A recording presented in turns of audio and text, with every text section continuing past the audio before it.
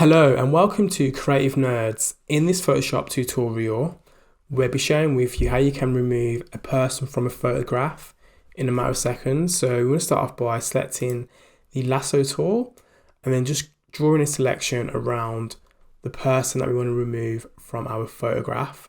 It doesn't have to be a super detailed selection, just a rough selection around the person. And then we're going to select Generative Fill.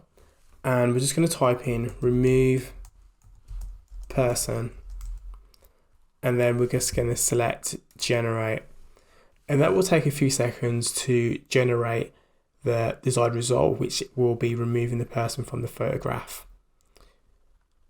So it just all depends on how big the image is, how long it takes, and there you go. It's just quickly removed the person from the photograph in a matter of seconds.